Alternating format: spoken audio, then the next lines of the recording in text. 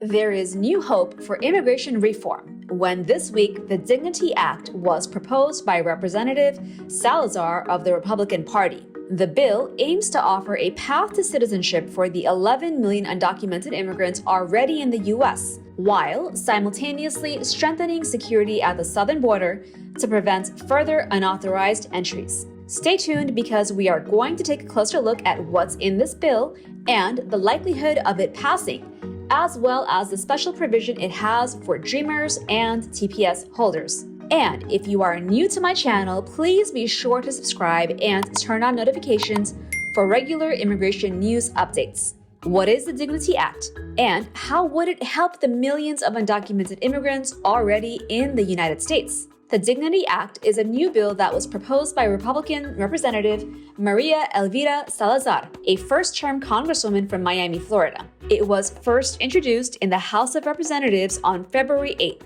and it is reportedly designed to stop illegal immigration, provide a dignified solution for immigrants living inside America, and strengthen the American workforce and economy. The bill offers protections for undocumented individuals through two new proposed programs called the Dignity Program and the Redemption Program. The Dignity Program would be available to undocumented individuals who have been in the U.S. for at least 5 years. Participants would have to pass a background check and have a job or serve as a family caregiver. Assuming they meet these criteria, they would be enrolled in a 10-year program that would provide work authorization and protection from removal proceedings as long as they continue to meet certain conditions, which include compliance with all federal and state laws, checking in with DHS every 2 years, and paying $1,000 a year in restitution. Once someone completes the 10-year Dignity Program, they would be eligible for the Redemption Program, which offers a pathway to permanent legal status. The Redemption Program requires the person to learn English and U.S. civics and participate in community service or volunteer work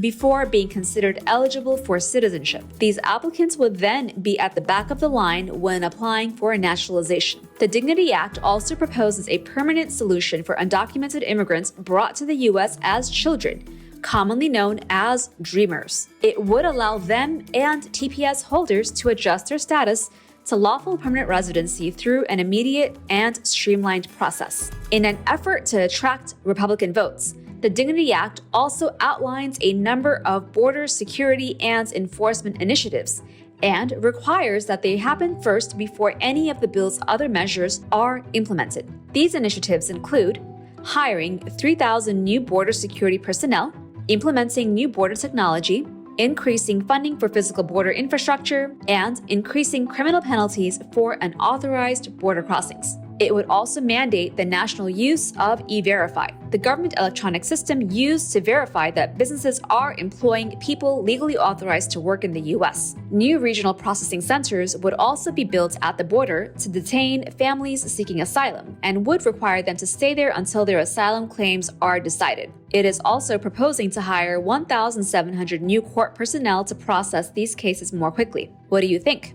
Is helping millions of undocumented individuals gain citizenship worth the trade-offs required in this bill? Leave me a comment and let me know.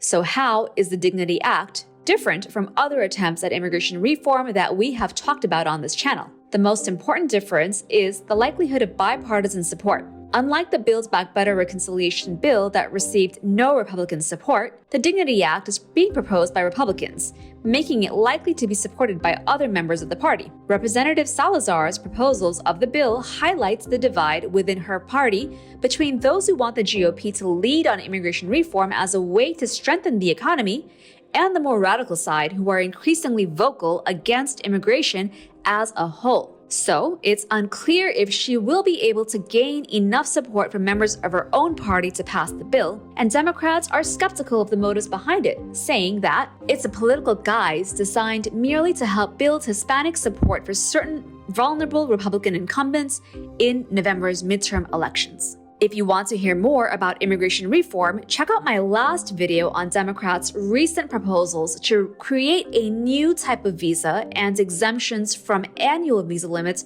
for skilled workers, potentially reducing the visa backlog. I will also continue bringing you additional immigration news as it's available, so be sure to subscribe and turn on the notifications if you haven't done so yet. Click here to watch this video next, and I'll see you there.